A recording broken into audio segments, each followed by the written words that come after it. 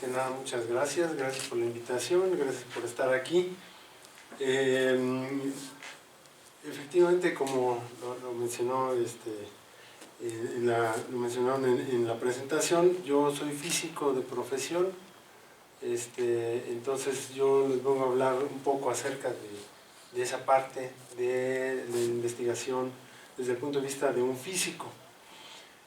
El tema de hoy es un tema que a mí me apasiona mucho, todo lo que tiene que ver con mecánica cuántica. Seguramente algunos de ustedes han estudiado pues parte de esto en sus cursos, y la idea es ver cómo impacta más allá de las ecuaciones que hay que resolver y de los problemas de los libros, cómo se relaciona la investigación en mecánica cuántica con nuestra percepción de la realidad y cómo vemos nosotros el mundo. Así pues, me voy rápido porque traigo muchas diapositivas y quiero hacer que me alcance el tiempo.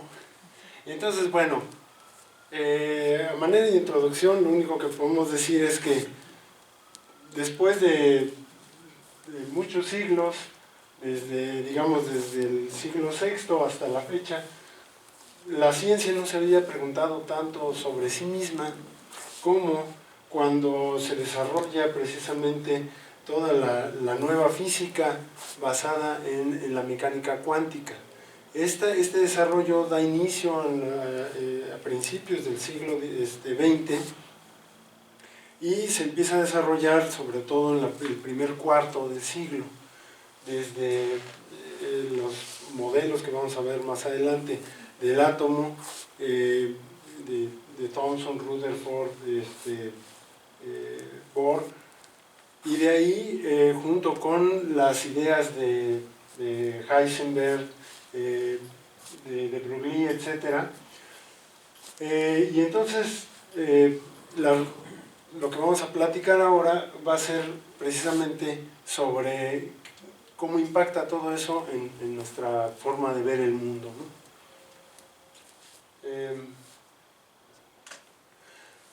A principios del siglo, en la primera parte de los primeros, digamos, 10, 20 años del siglo XX, se empezó a desarrollar no nada más la parte de la mecánica cuántica, sino que también ya para entonces se había desarrollado, o Einstein había desarrollado su teoría general de la relatividad.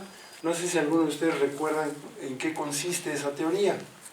Bueno, básicamente consiste en el hecho de que Einstein decía que el espacio-tiempo que nosotros conocemos, el espacio físico, que consta de 3 dimensiones físicas, más el tiempo, es decir, ya llevamos 4 dimensiones ahí, ese espacio-tiempo se deforma en presencia de un objeto muy masivo. Esto implicaría que esa deformación en una dimensión superior, pues nosotros que vivimos en un mundo tridimensional más el tiempo, pues no podríamos ver esa deformación, pero sí la podríamos sentir. Por ejemplo, en la imagen, está ahí, es una imagen simplificada para entender el concepto. El tejido que se nota ahí bidimensional, si nosotros fuéramos seres bidimensionales solamente veríamos el largo y el ancho, pero esa deformación, ese hoyo que se ve ahí, no lo veríamos nosotros, pero sí sentiríamos su efecto. Si nos paramos en la orilla del agujero, sentiríamos una fuerza que nos jala hacia el centro, ¿no? Entonces, el concepto de campo de fuerza, que es una interacción a distancia, no sería otra cosa que una deformación del espacio en una dimensión superior, ¿no? Suena muy loco eso, ¿no? Entonces el universo se vería algo como esto, en 2 dimensiones. Ahí hay unas galaxias, y esas galaxias, al ser objetos muy masivos, deformarían el espacio a su alrededor. Cuando propuso esto Einstein, obviamente lo tiraron de a loco, ¿no? hasta que en 1920, me parece, 1919, hubo un eclipse en donde se pudo corroborar la predicción de Einstein, que efectivamente el espacio se curvaba. ¿Cómo lo hicieron? Pues es un experimento más o menos como el que sigue. Imaginen que yo tengo un objeto distante, arriba a la izquierda, que emite luz. Entonces un haz de luz que sale de ese objeto llegaría a la Tierra, que está acá abajo, en línea recta, idealmente. Pero si en medio hubiera un objeto muy masivo, como el espacio se curva, el haz de luz también se curva, siguiendo la trayectoria del espacio. Ajá. De tal manera que funcionaría como una lente, lo que le llaman lente gravitacional. Les decía, en el caso de Einstein se demostró, gracias a un eclipse total de Sol, donde se conocía que había una estrella que iba a estar justamente detrás de donde iba a estar el Sol al momento del eclipse. Fotografiaron esa estrella en un día que no estaba el eclipse, y luego en el momento del eclipse vuelven a fotografiar esa zona del espacio, y si estuviera en línea recta, la estrella no se tendría que ver porque estaría detrás del Sol. Pero resulta que sí se vio por este efecto de curvatura, es decir, me voy a parar un poco por acá. Esta curva haría que este haz de luz hiciera como si la estrella estuviera por acá, es decir, como si se hubiera movido la estrella. Y bueno, después de eso todavía había algunos escépticos, y pues dicen que para muestra basta un botón, y aquí hay unas imágenes tomadas con el telescopio espacial Hubble, en donde se aprecia el efecto del lente gravitacional, y ya nadie tiene ninguna duda de que eso ocurre. Vean, por ejemplo, el cuadro que está abajo a la derecha. Se ve al fondo la imagen de una galaxia, y enfrente hay un objeto que es otra galaxia, que deforma la imagen como si hubiera una lente ahí. Aquí se ve más evidente el efecto. Vean cómo se deforma, formando casi un círculo, ¿no? Una galaxia. Incluso hay una que parece una cara sonriente. ¿Sí? Esto es el efecto del lente gravitacional. Entonces Einstein tenía razón, fíjense. Y existen otras dimensiones. En ese momento se hablaba de una cuarta dimensión física. Ajá. Más el tiempo, van 5. Actualmente el universo se piensa que tiene el orden de 11 dimensiones. Nada más que solamente podemos ver 3.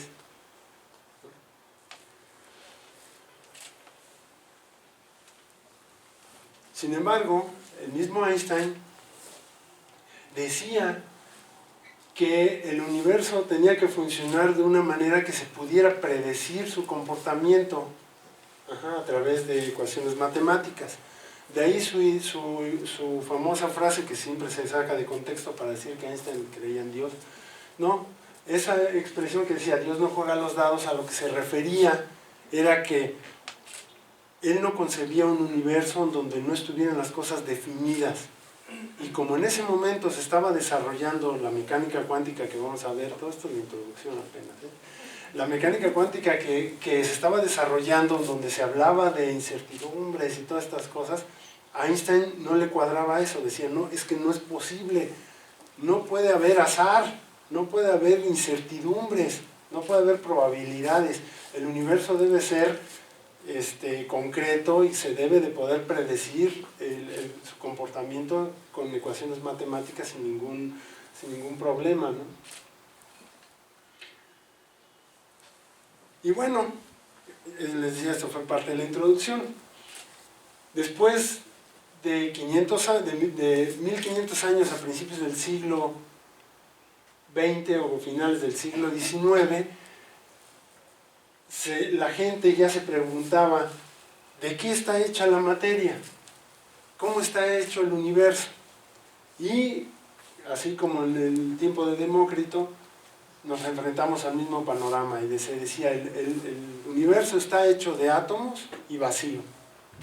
Y entonces la pregunta obvia pues fue, ¿qué es un átomo? Ajá. Y no se habían propuesto modelos de átomos desde siglos antes, muchos siglos. El único que más o menos se había propuesto era el de Dalton, pero no un modelo en donde se conocía que existían las cargas eléctricas, sobre todo los electrones, ya se conocían, y también se sabía que el átomo tenía que ser neutro.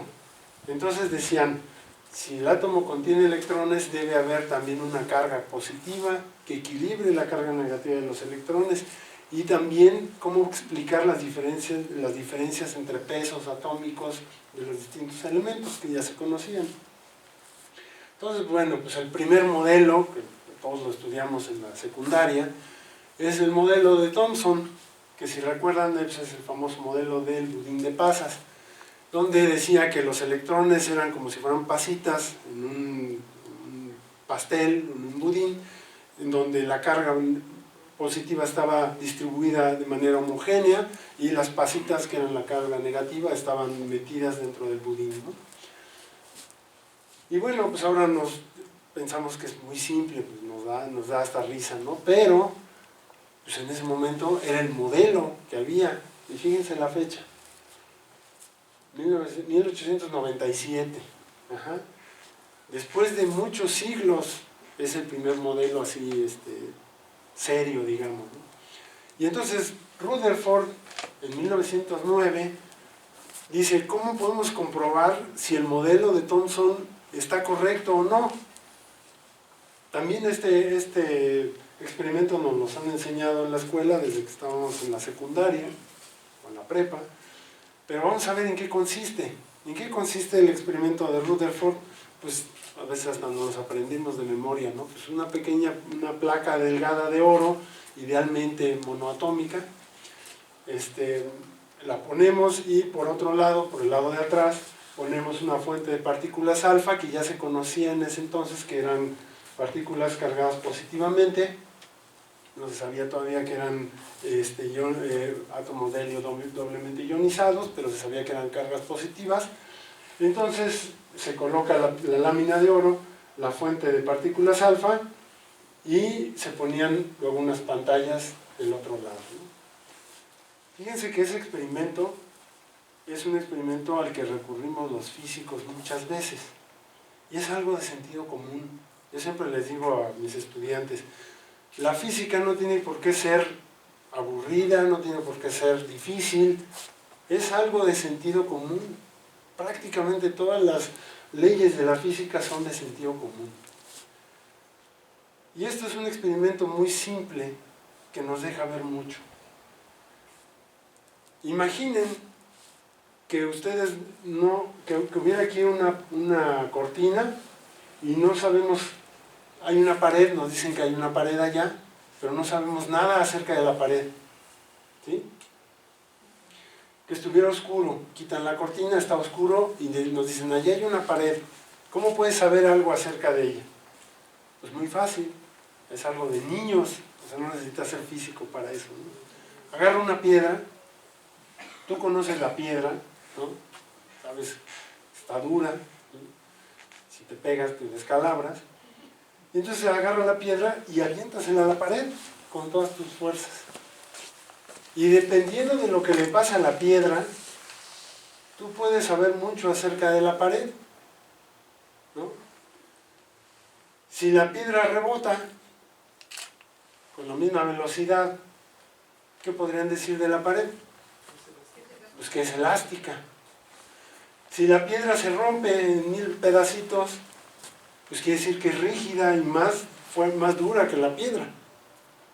Si pasa del otro lado y golpea a un vecino, pues quiere decir que hay un hoyo o que no hay pared, ¿no?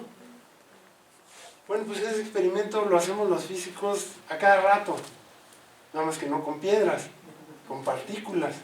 pero cualquier experimento que ustedes agarren de un sincrotrón, de un acelerador de partículas, es básicamente eso. Un experimento de niños, ¿no? Y entonces, ¿qué fue lo que hizo Rutherford? Pues vio los resultados. A ver, el 98% de las partículas pasaban del otro lado prácticamente sin desviaciones. ¿Eso qué quiere decir? ¿Eh? No es un budín. Que no es un budín, exactamente. Que hay hoyos, y muchos, ¿no? Que hay mucho espacio vacío ahí. Alrededor del 2% de las partículas pasan del otro lado, pero con grandes desviaciones. Si las partículas están cargadas positivamente, quiere decir que pasan cerca de alguna carga y eso hace que se desvíen. Y alrededor del 0.1% de las partículas rebotan. Quiere decir que chocan contra algo que está cargado positivamente, que hace que reboten. Con estos resultados, también es cuestión de sentido común plantear un modelo del átomo, ¿no? Era más o menos como esto, ¿no? Con esos resultados, Rutherford presenta un modelo simple, pero muy ilustrativo, muy lógico, ¿sí? En donde dice: el átomo contiene un centro de material denso llamado núcleo, que es en donde rebotan las partículas alfa.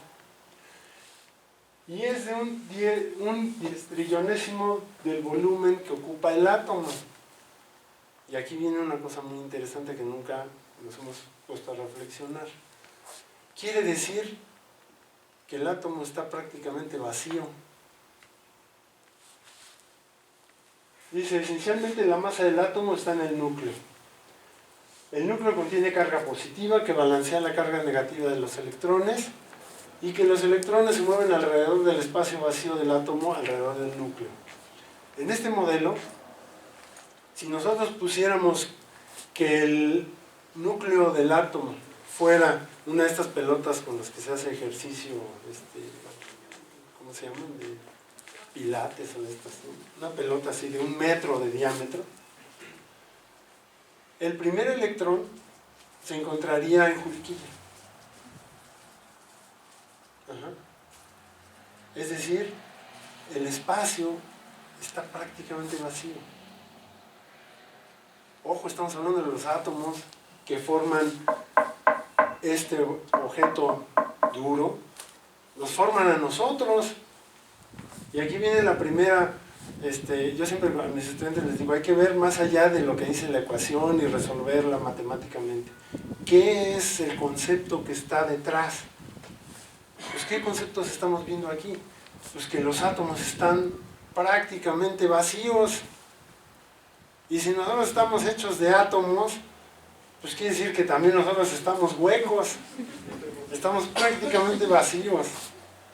¿Sí? El mayor volumen que ocupamos es vacío. ¿Sí? Eso es lo que nos está diciendo este modelo. Ajá. Bueno, todo el mundo ha visto esta representación de un átomo. Cuando alguien habla de cuestiones atómicas, están las caricaturas o pintan este dibujito, ¿no? Pero tenía una falla el modelo. ¿Sí? ¿Por qué? Porque ya se sabía en ese entonces que cuando una carga eléctrica se acelera, emite radiación en el proceso y pierde energía. Entonces, un electrón que estuviera dándole vueltas alrededor del núcleo, como está acelerado, hay una aceleración centrípeta ahí, debería de perder energía poco a poco y debería estar emitiendo constantemente, de tal manera que el electrón vaya decayendo al núcleo. Y eso sí ya no pudo Rutherford con ese problema, cómo solventarlo, qué es lo que pasa, por qué los electrones no decaen al núcleo, ¿no? Y es entonces cuando entra en juego Bohr. Vean la fecha, les decía, todo empezó con Thomson en 1897, pues pasaron un poquito más de 10 años y ya había dos modelos de átomo, y aquí viene un tercero. Y Bohr pone tres hipótesis muy simples, pero que estas hipótesis revolucionan todo el concepto de universo que tenemos, toda la física. Dice, hipótesis 1, los electrones solo pueden existir en órbitas especiales alrededor del núcleo o es lo que se llaman estados estacionarios. Luego vamos a ver a qué se refiere eso. Es decir, los electrones no pueden estar donde se les pegue la gana, ¿sí? Tienen que estar en lugares específicos.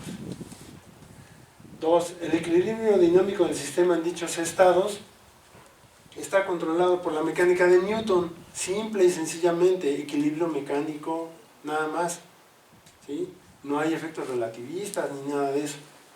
3, las transiciones electrónicas entre distintos estados estacionarios se acompañan de la emisión o absorción de radiación cuya frecuencia obedece a la fórmula de Planck, que Planck ya había aparecido en escena también, ¿no? Que dice que la energía es igual al producto de la constante de Planck por la frecuencia.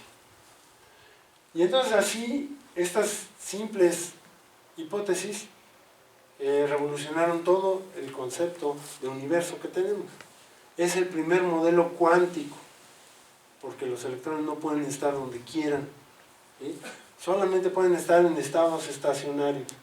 Y no solamente eso, sino que partiendo de esas hipótesis, aquí me voy muy rápido, uno pone la ecuación o la condición de equilibrio mecánico de Newton, el electrón, está el núcleo, un electrón dándole vueltas, entonces el electrón siente una fuerza de atracción electrostática, ley de Coulomb, ¿sí? Y una aceleración, una fuerza que trata de que el electrón se vaya, una fuerza centrífuga.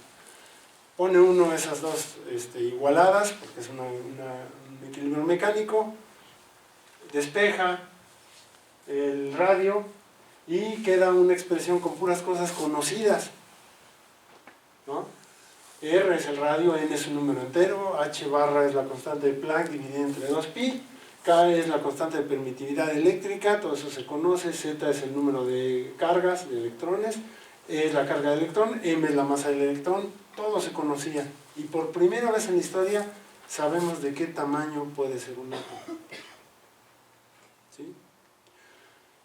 Para el átomo de hidrógeno, Z es 1, N igual a 1 es la órbita más pequeña, el estado más cercano al núcleo, y por lo tanto sabemos de qué tamaño es el átomo de hidrógeno, lo que se conoce como el radio de Bohr.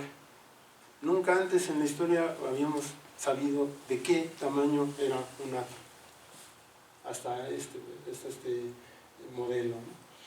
En la energía pasa lo mismo. Pues tenemos un electrón que está dándole vueltas, tiene una cierta energía cinética y una energía potencial. La energía total es la suma de ambas. Despejando pura álgebra, introduciendo el valor de R que habíamos obtenido, llegamos a tener la energía de cada uno de los estados, ¿sí? Para el estado más bajo de energía, el nivel más bajo de energía del átomo de hidrógeno, el electrón tiene una energía de 13.6 electronvolts. Y de ahí cualquier otro estado, pues simplemente es dividir esa energía entre n al cuadrado, donde n es un número entero. Y por lo tanto tenemos una expresión para los distintos valores que puede tomar la energía del electrón. ¿De acuerdo? Y así el modelo de Bohr es el que nos enseñan desde la secundaria, ya sea en una perspectiva en 3 dimensiones, así como en la animación que se está viendo ahí, o si nosotros aplastamos eso en un plano, pues vemos el núcleo y los niveles de energía, ¿no? Y de paso, pues podemos explicar muchas cosas, lo que decía Bohr. Cuando ocurre una transición electrónica, el electrón o adquiere energía o emite energía en forma de radiación. Es decir, estas transiciones electrónicas, este electrón está en este estado, decae a este y emite un fotón. ¿De qué energía es este fotón? Pues igual a la diferencia de energías entre estos dos niveles, ¿no? Eso todo el mundo lo sabe, ¿no? Bueno, pues déjenme decirles que jamás nadie ha visto un electrón brincar de un estado a otro. Es un dibujito, es una caricatura, es una manera, es una representación simplemente del modelo. Los átomos no son así. ¿Sí? Es una representación nada más, para que lo entendamos. Pero nunca nadie ha visto un electrón brincar de aquí a acá. Jamás. ¿No? ¿Qué es lo que pasa en una transición electrónica? El electrón desaparece de un estado y aparece en el otro. ¿Y qué hizo en el medio? ¿A dónde fue ese electrón? A lo mejor fue a un universo paralelo en donde de repente vieron un electrón y luego ya no, ¿y a dónde se fue el electrón? No se sabe. Simplemente sabemos que hay una transición electrónica y en el proceso hay absorción o emisión de energía a través de radiación. Ajá. Sin embargo, ese fenómeno nos sirve para un montón de cosas. Y hemos desarrollado muchas técnicas de caracterización de todo tipo de materiales, de elementos, todo, en base al modelo cuántico de Bohr. Por ejemplo, seguramente muchos de ustedes han usado la fluorescencia de rayos X, que nos ayuda a identificar la composición elemental de una muestra. Esto que vemos aquí es una gráfica donde aquí vemos la energía y estas de aquí son transiciones electrónicas, ¿no? Que conocemos que, por ejemplo, la transición K-alfa del bario tiene una energía de casi 32 kiloelectronvolts. Y por eso podemos identificar qué elemento le emitió, ¿no? Pero también nos sirve para producir rayos X y entender el fenómeno. Aquí hay otra caricatura de cómo se producen rayos X. Yo hago incidir un haz de electrones sobre una muestra, el átomo que está ahí vemos cómo pasa un electrón cerca del núcleo, se desvía, como cuando pasaba en el caso del modelo de Thomson. Y en el proceso, como se acelera, emite rayos X. Pero también hay otra manera. Pasa un electrón cerca de un electrón de la muestra y ese electrón es desprendido y como queda en un estado metastable, un electrón de un estado superior decae y emite un fotón de rayos X. Bueno, pues eso es lo que se usa, por ejemplo, en la técnica de espectroscopía de energía dispersiva o EDS. Seguramente muchos de ustedes lo han utilizado para caracterizar sus materiales. Lo que está pasando ahí es eso, los electrones del haz de electrones del microscopio chocan con los átomos de la muestra, ionizan algunos electrones de los átomos de la muestra, quedan estados metaestables, hay electrones que decaen para llenar esos huecos y emiten fotones de rayos X.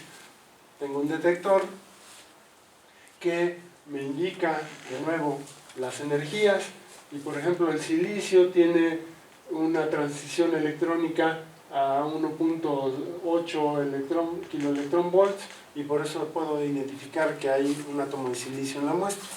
Y no solamente eso, sino que ya en los microscopios modernos puedo saber hasta en dónde estaba y hacer un mapeo elemental, como en los dibujitos de acá abajo. Ahí se ven dónde están ubicados los átomos de carbono, oxígeno, hierro y paladio en esa muestra, aplicando el modelo del átomo de Bohr. Podemos saber cómo están hechos, cómo está hecha la materia a pequeña escala, los átomos, ¿sí? En una muestra. Y también podemos utilizar este mismo fenómeno con los espectros de emisión, ¿de qué? Pues de las estrellas o de los objetos celestes.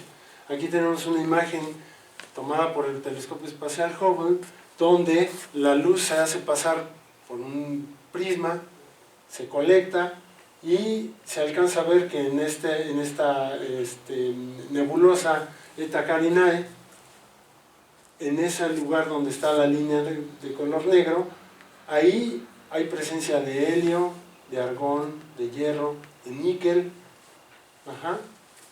Y entonces podemos saber de qué está hecho el universo. No tenemos que ir hasta allá para saber qué elementos hay.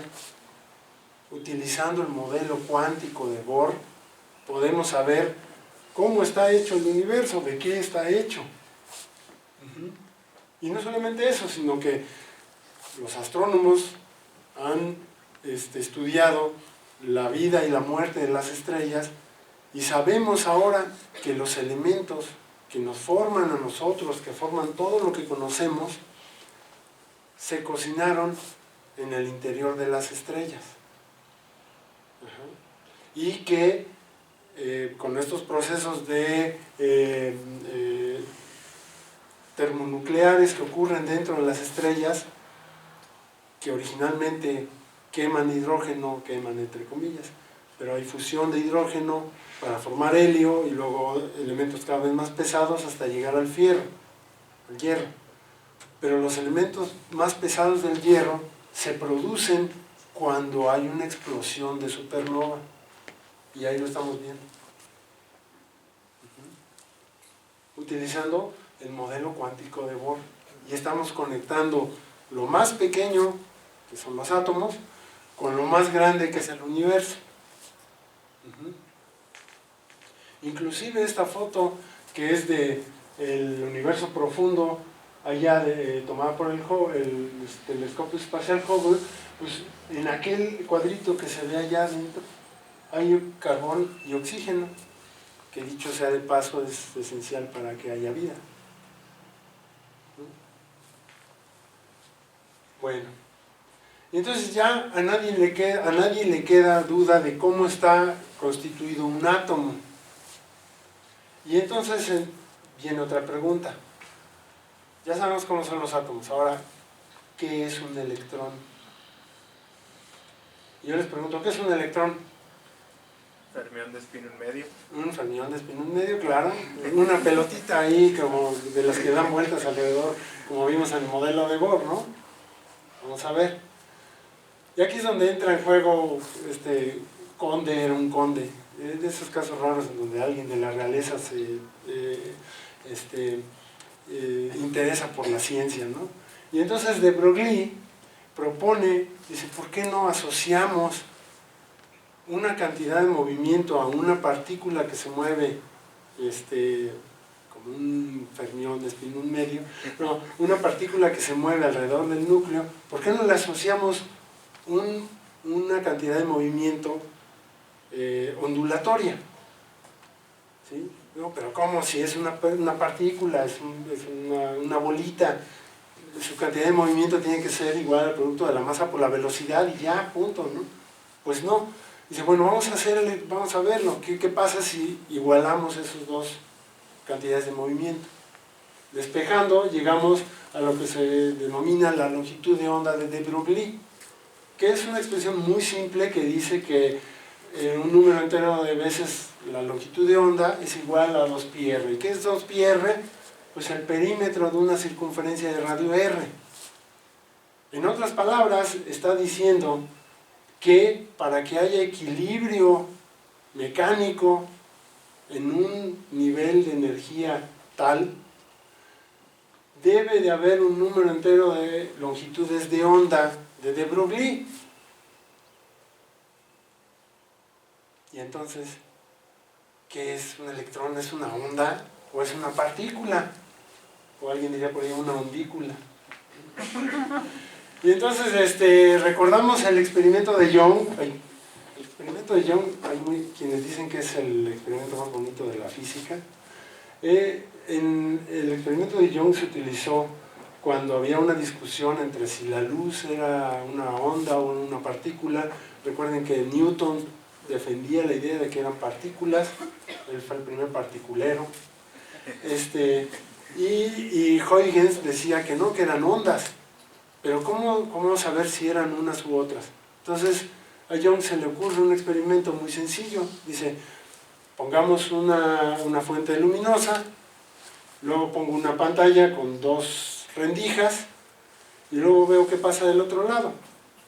Si fuesen partículas, las partículas quedarían frente a las rendijas, ahí es donde se acumularían las partículas y ahí veríamos algo más brillante, ¿no?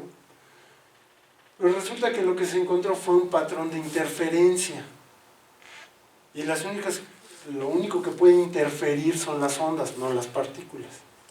Y entonces, gracias a este experimento se demostró que la luz tenía un carácter ondulatorio, ¿sí? Bueno, pues entonces dijeron, pues vamos a hacer el mismo experimento con electrones. Pusieron una pantalla, una fuente de electrones, le hicieron un par de agujeros y luego pusieron una pantalla fluorescente del otro lado y empezaron a ver dónde pegaban los electrones. Inicialmente pues se vieron ahí unos puntitos blancos donde estaban pegando y con el paso del tiempo de pronto se empezó a develar un patrón de interferencia. Y bueno, pues dijeron, no, pues sí, también tiene un carácter ondulatorio. Sin embargo, Richard Feynman, que es uno de los grandes físicos del siglo XX, ganador del Premio Nobel de Física, y sus libros son de los mejores para aprender física, sin duda. Él dijo, no, pero es que hicieron el experimento con muchos electrones. Aquí habría que hacerlo con uno solo, a ver qué pasa. Y eso no se puede. Él dijo en ese momento que no se podía, en los años 60. ¿no? Sin embargo, en el 2004 se publicó ese artículo donde hicieron el experimento utilizando como rendija una molécula, pero era una simulación más que el experimento en sí. Pero en 2007 se hizo el experimento para un solo electrón, tomando una rendija atómica, y se encontró un patrón de interferencia para un solo electrón. ¿Y entonces qué son? De nuevo, ¿son partículas o son ondas? Y más allá, ahí entra en escena Heisenberg. Seguramente todos han oído hablar del principio de incertidumbre de Heisenberg. ¿Qué es el principio de incertidumbre de Heisenberg? Pues que no puedo conocer todo en la vida, ¿no? En el caso de las partículas, o conozco su posición, o conozco su cantidad de movimiento, o su velocidad, pero no puedo conocer las dos cosas al mismo tiempo. Es imposible.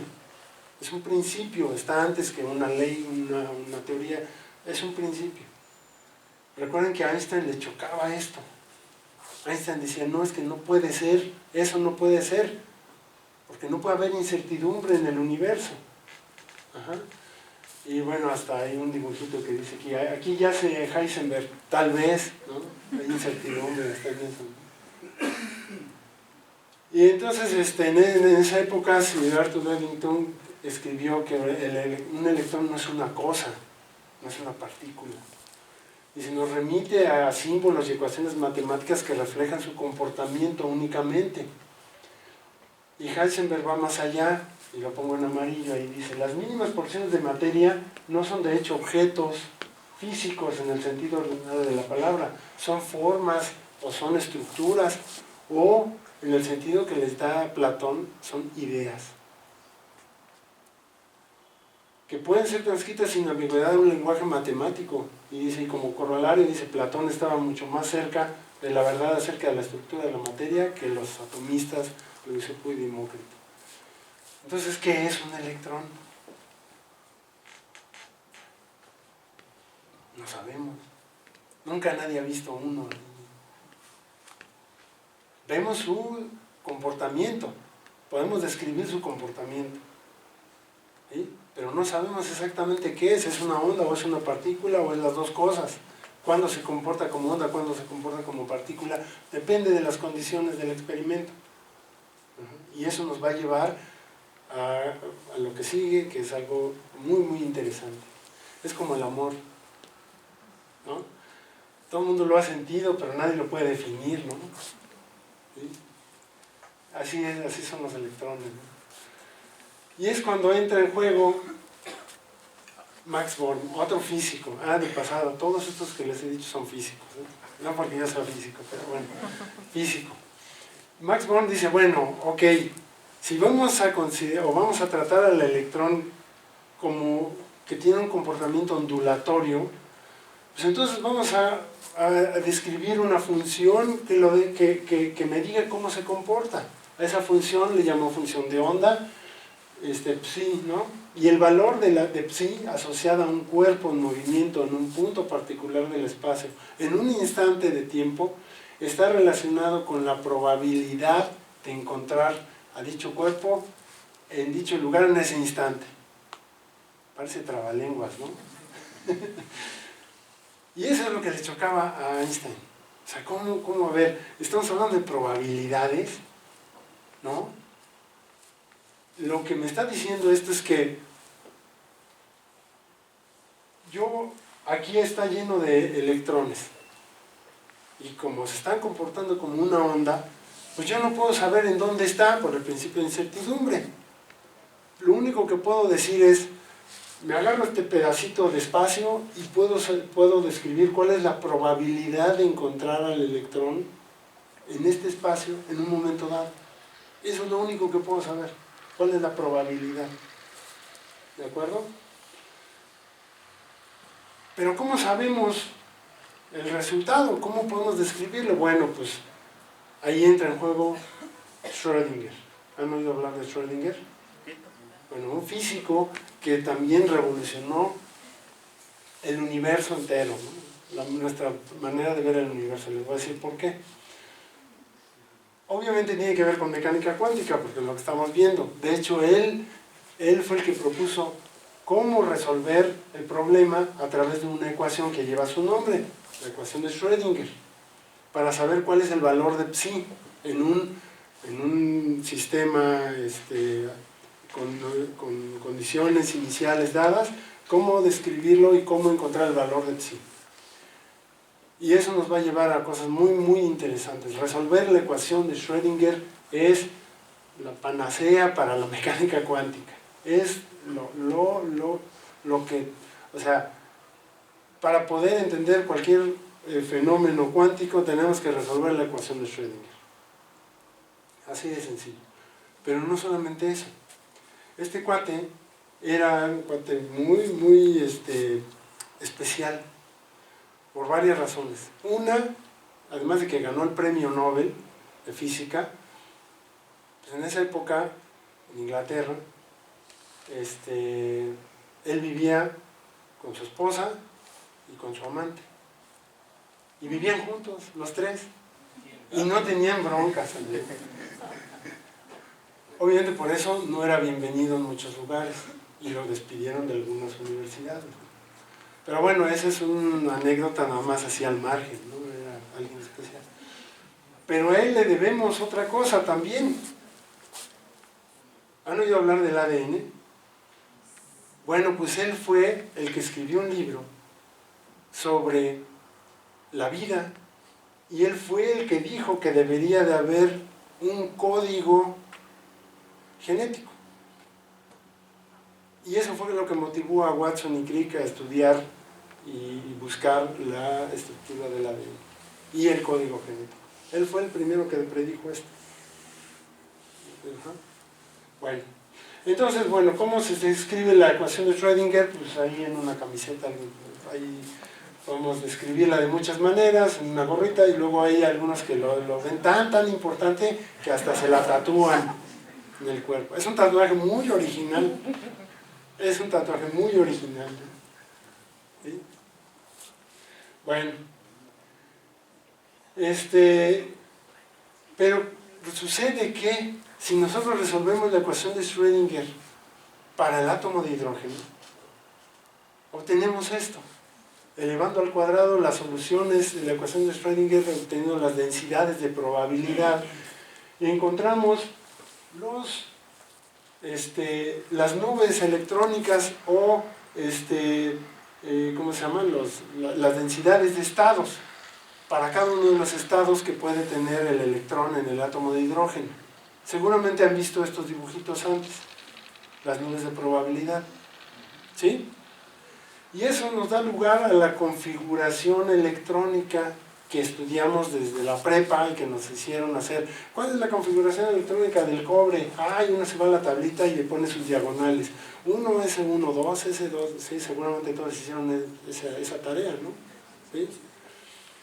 Bueno, pues eso es pura mecánica cuántica, es el resultado de resolver la ecuación de Schrödinger para el átomo de hidrógeno, y de ahí se desprende la configuración electrónica que tiene un átomo en particular. Y de ahí se puede construir toda la tabla periódica. Y yo siempre molesto a mis amigos químicos, ¿no? Diciéndoles, la química es un corolario de la mecánica cuántica. Obviamente me gusta hacerlos molestar así de esa manera. Y resulta que las configuraciones electrónicas me van a determinar los enlaces químicos. ¿Cómo es que ocurre un enlace? Si yo tengo dos átomos y los acerco, ¿qué es lo que me va a decir si el enlace va a ser covalente, iónico o metálico? La configuración electrónica de los átomos que están enlazándose a través de las nubes de probabilidad. Y una vez que entendemos la parte de los enlaces atómicos, pues podemos reconstruir la estructura de la materia. Y la dibujamos como bolitas y palitos. También es una representación de la estructura, por ejemplo, en este caso es el cuarzo, en aquel lado es la caulinita, y sabemos en dónde están ubicados espacialmente los átomos de oxígeno, de silicio, etcétera, ¿no? Todo gracias a la mecánica cuántica, a resolver la ecuación de Schrödinger, y podemos simular los fullerenos de carbono y muchas otras estructuras, ¿no? Es más, esos estados que originalmente los visualizábamos como órbitas alrededor del núcleo, en realidad tienen una estructura. No es un estado único, hay un desdoblamiento en bandas de energía en donde los electrones pueden estar. Todo eso está determinado por la mecánica cuántica, de nuevo, ¿sí? Y así podemos saber cuándo un material es un buen conductor de la electricidad, o es un aislante, o es un material semiconductor. Y entonces para fabricar un aparatito de estos, ¿sí?, que utiliza semiconductores y demás, es pura mecánica cuántica, ¿no? Resultado de la mecánica cuántica. Y aquí es donde se empieza a poner interesante la cosa, y ya se va a acabar esto, pero espero que me esperen tantito. No sé si me puedo extender un poquito más. Bueno, resulta que la mecánica cuántica, además de todo esto que les dije, dice lo siguiente: si yo agarro una pelota y la aviento contra la pared, la pelota rebota. Pero en mecánica cuántica, si hago incidir una onda sobre la pared, hay cierta probabilidad de que la onda pase del otro lado de la pared. Esto a lo mejor no dice mucho, pero es equivalente a decir que estamos ahorita todos reunidos aquí, y según la mecánica cuántica hay una probabilidad muy pequeña, pero hay una probabilidad distinta de cero, que en un momento dado alguno de nosotros aparezca allá afuera. Eso es lo que se llama el efecto túnel, ¿sí? Y nos reímos y todo, pero aquí traigo una animación en donde se ve un paquete de ondas que choca contra una pared, y se ve parte de la onda que refleja y una pequeña parte que se transmite, que pasa del otro lado, que atraviesa la pared. El efecto túnel. Y van a decir, no, es una jalada, ¿no? Sin embargo, usamos ese efecto túnel para crear imágenes como esta. Hay microscopios que utilizan el efecto túnel que luego si da tiempo les enseño unos videos muy padres de unas animaciones con átomos. Está increíble. Una película hecha con átomos. Entonces esta es la superficie del oro y la superficie del silicio, y lo que estamos viendo ahí son átomos. Y vemos cómo están acomodados en la superficie, gracias al efecto túnel, en experimentos como estos. Se toma una punta que termina idealmente en un átomo, y esa punta se mueve sobre una superficie y puede hacer varias cosas. Censar la superficie y ver las rugosidades que hay y ver los átomos, o puedo agarrar y con una diferencia de potencial arrancar un átomo de la superficie y luego depositarlo en otro lado. Y no tengo que decir en dónde hicieron esto. Este letrerito está hecho átomo por átomo. Se puede manipular un átomo individual. Pura mecánica cuántica. Incluso con esto sí todavía no es una realidad, pero va para allá, los llamados puntos cuánticos, y ahí están los modos normales de vibración para un solo átomo, un solo electrón que está metido en una cajita, una cúbica y otra piramidal, y los corrales cuánticos, y va para allá todo lo que es las computadoras cuánticas que se andan buscando. Regresando al experimento de la doble rendija, imaginen esta animación. Alguien puede decir, no, pues sí, ahí está clarísimo, ¿no?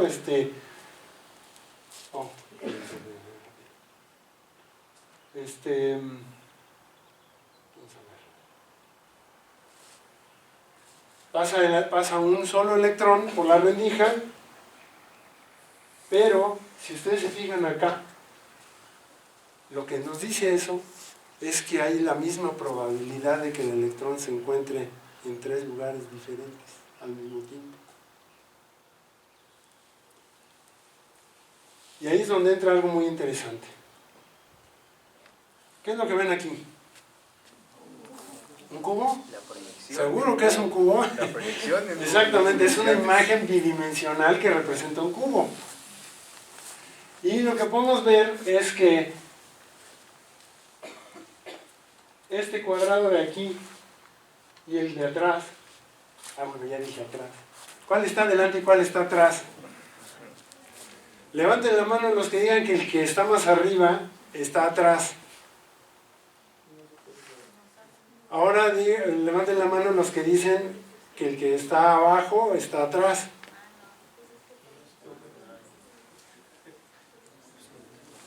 Y los que dicen que ninguno de los dos, o los dos.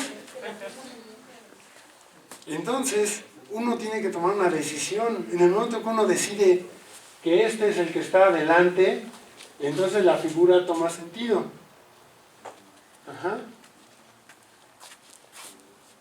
Es decir, el observador juega un papel fundamental en todo esto. ¿Sí? ¿Ya vieron esa imagen? ¿Será posible?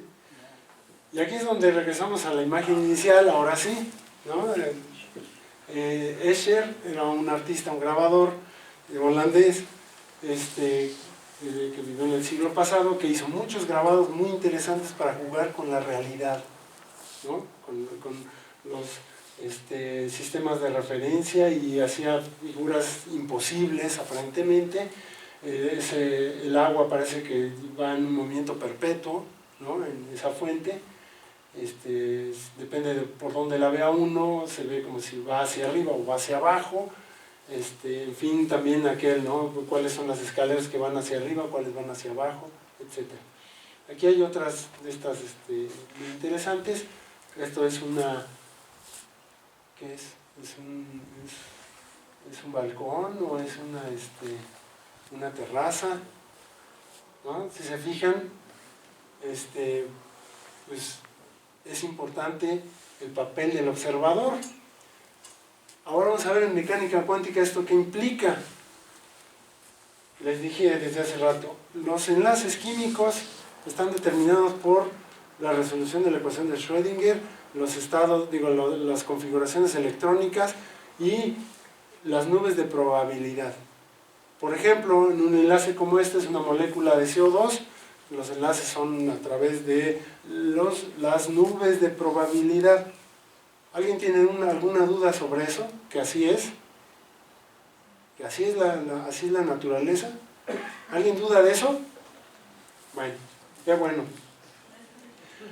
Porque entonces yo les voy a preguntar, ¿qué son las nubes de probabilidad?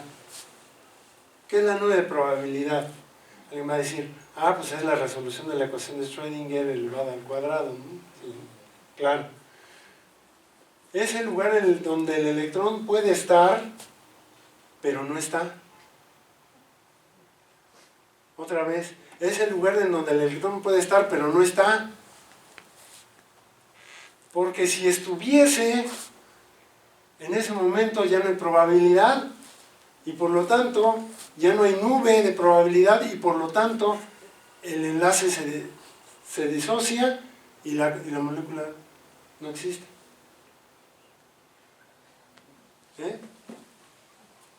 De nuevo, si yo tengo una nube de probabilidad, no sé dónde está el electrón, no lo puedo ver, pero si yo lo veo, en ese momento ya no hay nube de probabilidad. Entonces es el lugar donde el electrón puede estar, pero no está. ¿Sí? Porque si estuviese, entonces la nube desaparece y la molécula se disocia. Y eso le chocaba a Einstein, por cierto. En otras palabras, todas las moléculas que forman un cuerpo, inclusive nosotros mismos, están formadas por nubes de probabilidad que están interactuando constantemente, multiplicando probabilidades de manera inconmensurable. Más aún, es necesario que exista esa probabilidad y esa incertidumbre para que nosotros podamos existir. De ese tamaño.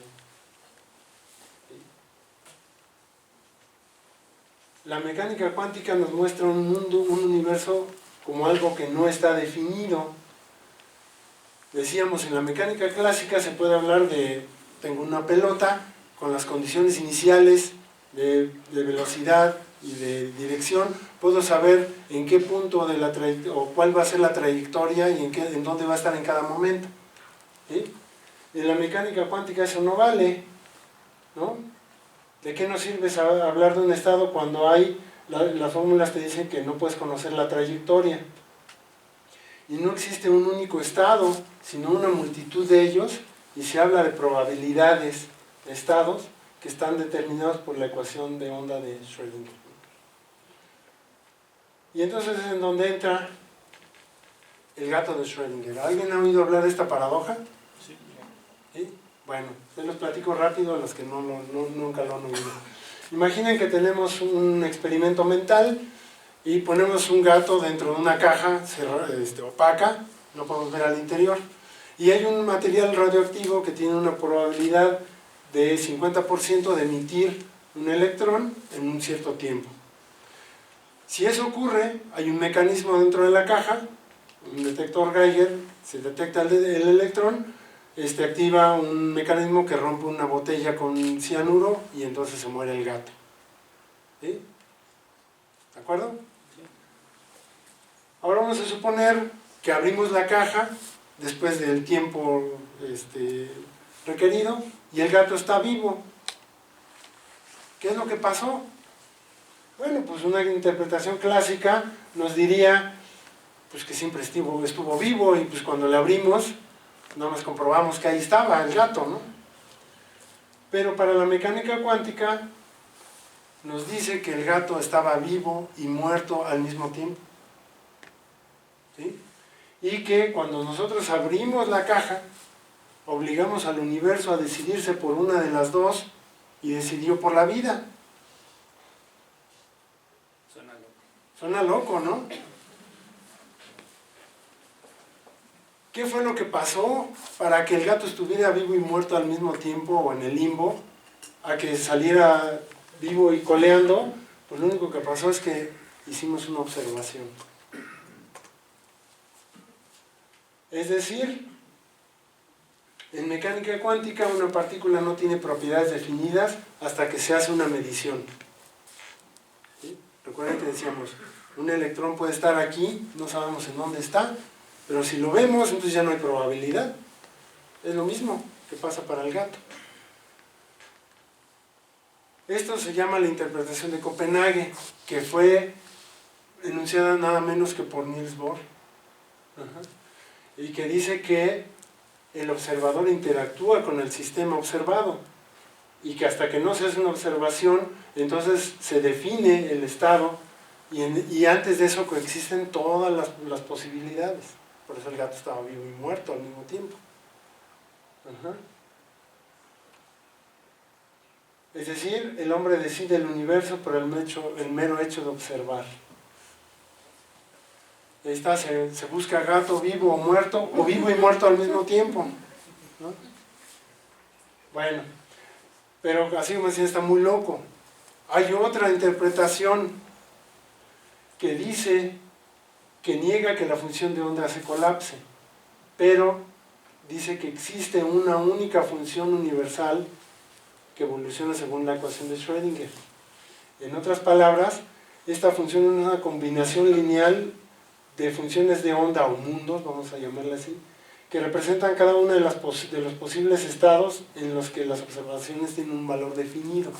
Es decir, para el problema del gato, la ecuación de Schrödinger, o la función de onda del gato, es la suma de la función de onda de cuando está vivo más la función de onda cuando está muerto.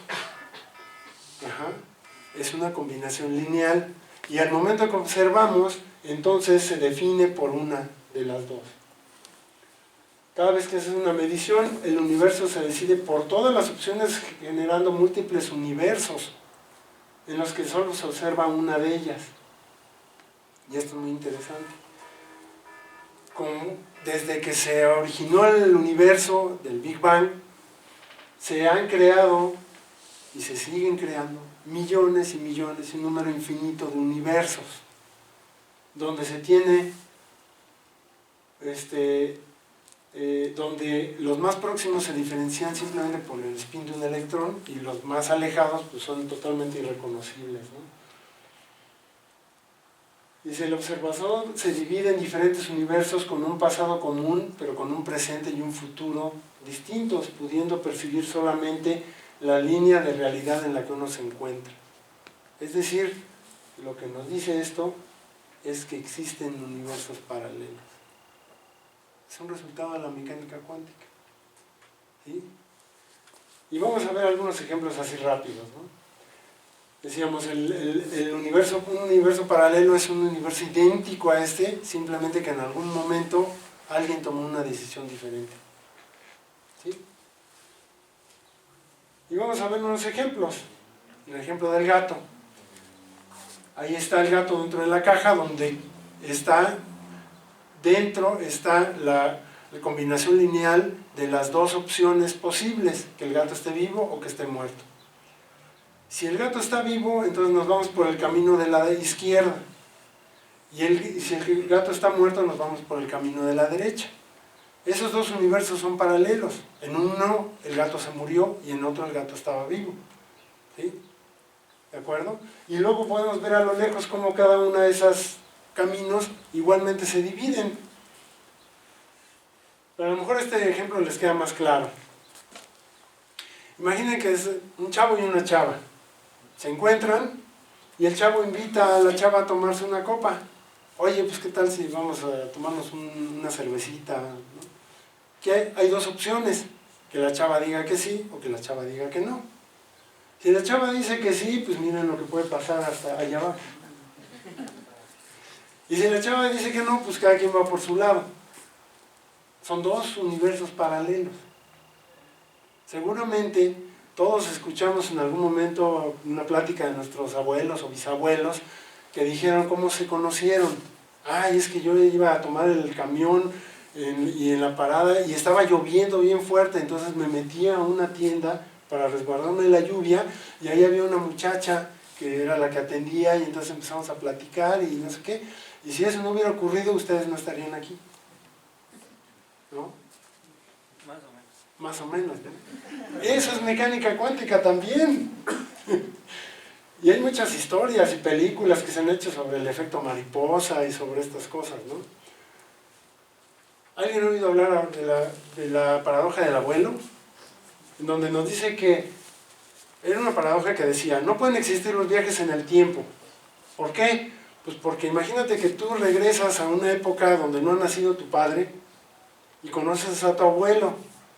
Y entonces tú agarras una pistola y le disparas.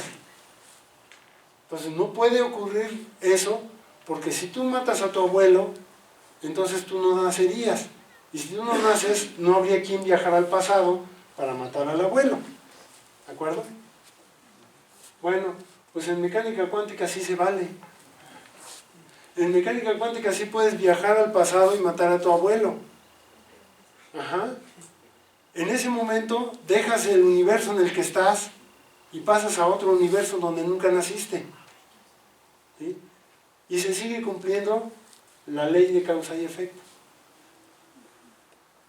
Ahí para los que somos más viejitos, un programa que salía en la tele sobre el viaje en el tiempo, o los que han leído a H.G. Wells y su novela sobre la máquina del tiempo, o un poco más moderno, ya las películas de Volver al Futuro y demás, que están basadas mucho en ciencia ficción, pero basadas en estos conceptos.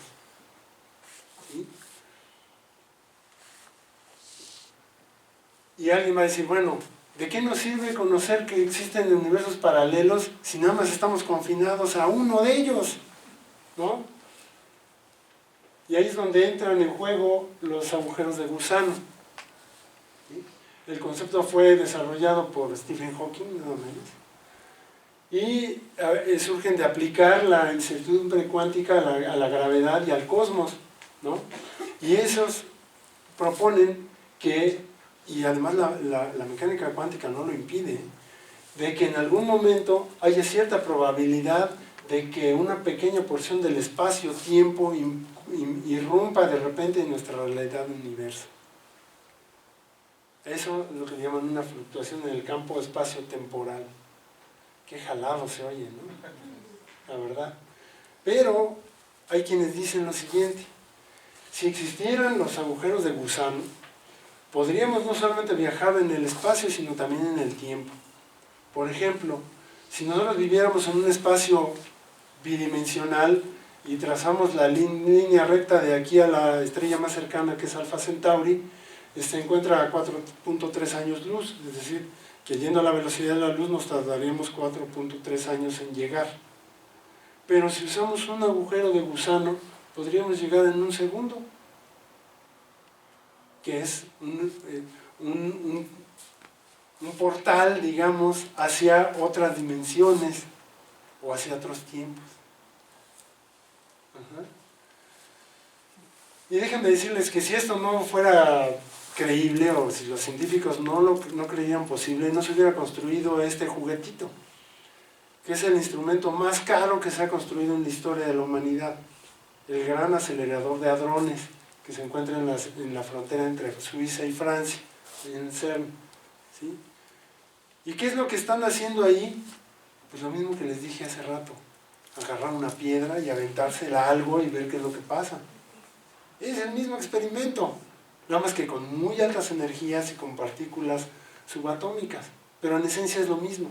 Los físicos, así como los niños, están jugando como niños, agarrando un objeto y aventándoselo a otro y a ver qué pasa, ¿no?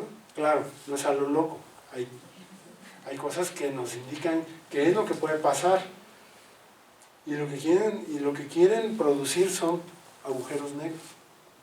Obviamente no nos van a tragar, ¿no? Estas teorías dicen que se están creando y aniquilando agujeros negros minúsculos, pequeñísimos, más pequeños que una partícula subatómica.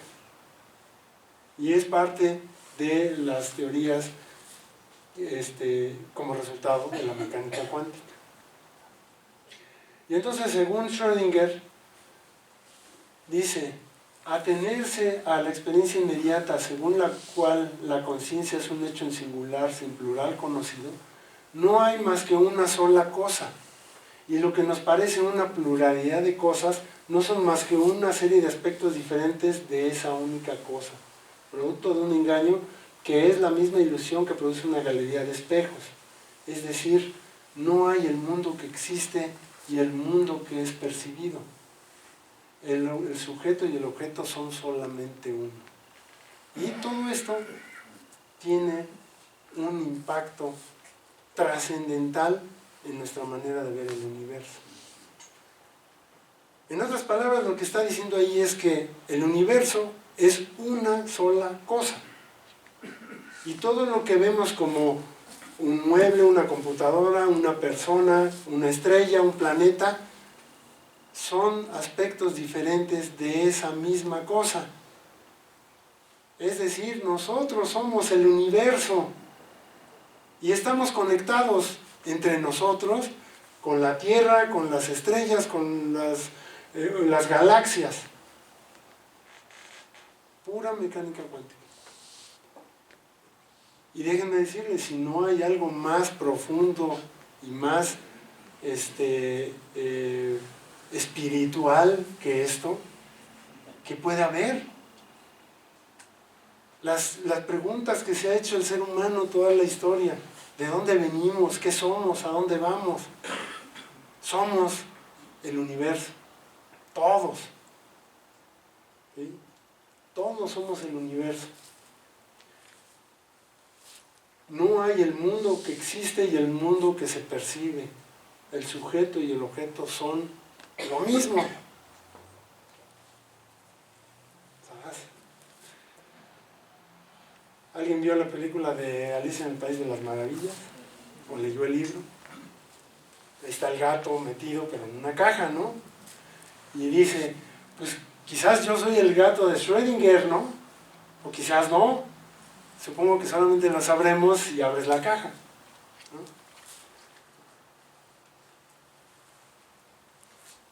Y Richard Feynman decía, la mecánica cuántica describe la naturaleza como algo absurdo desde el punto de vista del sentido común, pero concuerda plenamente con los resultados experimentales. Dice, por lo tanto, espero que ustedes puedan aceptar a la naturaleza tal como es, absurda. ¿No? Y finalmente, Bohr dice, si uno no se marea ante la mecánica cuántica, es que entonces no ha entendido nada. ¿Sabes? Y eso es todo. Y disfruten la demora. Bueno, dos preguntas, nos alegramos un poco, pero la plática ha estado muy interesante y creo que dos preguntas no serán suficientes, pero de momento las tendremos que hacer suficientes. Entonces, dos preguntas nada más, una, dos ya. Bueno, perdón, porque haber aclarado. Doctor Rivera, yo preguntaría, ¿no será que no es necesario tener universos paralelos? ¿No sería suficiente con tener algunas dimensiones ocultas, como dice la teoría de cuerdas? Bueno, efectivamente, las dimensiones podrían considerarse como universos también, ¿no? En sí mismos. No sé si has visto una película que de hace algunos años que se llamó Los Otros, ¿sí? Donde sale Nicole Kidman y unos niños, que resulta que la película se desarrolla en que están en una casa y unos niños con su mamá que no pueden salir de la casa y porque según esto es peligroso, y empiezan a observar cosas extrañas y todo, y se va desarrollando la historia hasta que se dan cuenta que ellos están muertos. Y ellos son los que son los extraños, y otras personas los perciben a ellos, ¿no? Entonces, un universo o una dimensión pueden ser cosas similares, ¿no? Lo interesante de todo esto es que la mecánica cuántica no prohíbe ni una ni la otra. Gracias. Uno de los experimentos más interesantes que se me hace es el experimento de Jones, y siempre me habría gustado verlo en vivo, porque nunca lo he entendido del todo. Si estamos hechos de los mismos componentes que están hechos las estrellas, y que son los elementos que hay en el universo, ¿qué tiene de especial el ser humano que se clasifica como un observador tal que puede definir el universo? Tenemos conciencia. Tenemos conciencia. Somos conscientes de ello. Somos conscientes de que somos parte de todo. Entonces, ¿el universo nos creó para darse conciencia a sí mismo? Entonces, Puede ser. ¿Qué definió el universo antes de...? Puede ser. Puede ser. Y puede ser que no seamos, y lo más seguro es que no seamos los únicos. Entonces, podría El universo, el universo antes. mira, seguramente el universo está plagado de vida. Nada más que no lo hemos encontrado. No, está muy lejos. Es tan grande que no hemos podido ir a las estrellas más cercanas, ¿no? Aún a la velocidad de la luz, las primeras emisiones de radio no tienen más de 100 años, bueno, un poco más de 100 años. La primera transmisión de televisión pues tiene un poco más de 100 años, ¿no? Eso viaja en el universo, pues es aquí a la vuelta apenas, ¿no? Y no sabemos qué tipo de vida puede haber en otros lugares. No necesariamente es como nosotros, no es como los enanitos verdes que pintan ahí con unos ojotes, ¿no? Puede ser de otra forma, ¿no? Lo más seguro. Nosotros somos producto de una evolución física, que es una adaptación física al medio ambiente, a nuestro medio ambiente, a la fuerza de gravedad de la Tierra, al tipo de atmósfera, al tipo de estrella que tenemos. ¿Por qué tenemos ojos y no tenemos antenas? ¿Qué son los ojos? Son sensores, ¿sí?, que detectan cierta radiación, lo que llamamos la parte visible del espectro. ¿Y por qué? Pues porque nuestra estrella emite la mayor cantidad de su energía en ese pedacito del espectro. Y por eso desarrollamos ojos, para adaptarnos a esa radiación. En otras estrellas que emiten mayor parte de radiación en ondas de radio, de nada nos servirían los ojos. Tendríamos que haber desarrollado un sensor, antenas. Entonces somos producto de una evolución específica, adaptados a este planeta, a esta fuerza de gravedad, a todo esto.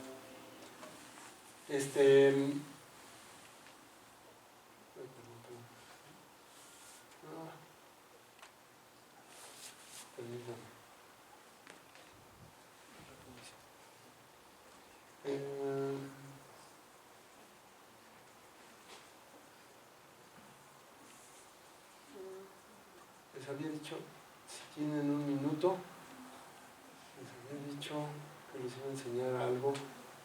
¿Dónde está aquí?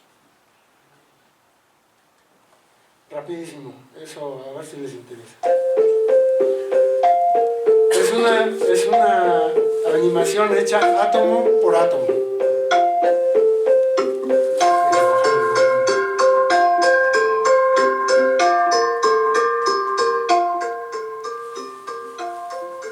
Es una animación hecha, ya vieron por quién.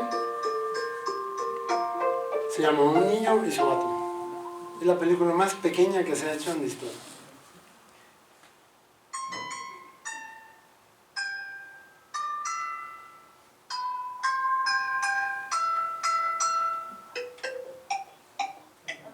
Cada bolita que ven ahí es un átomo.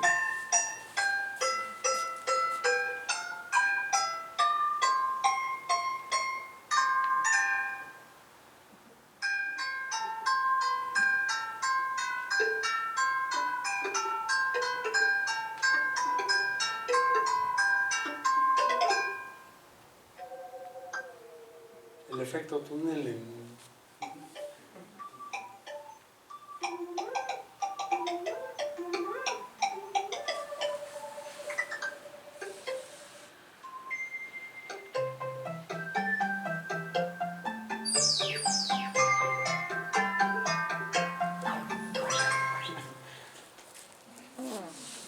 Bueno, ahí está el comercial, pero bueno.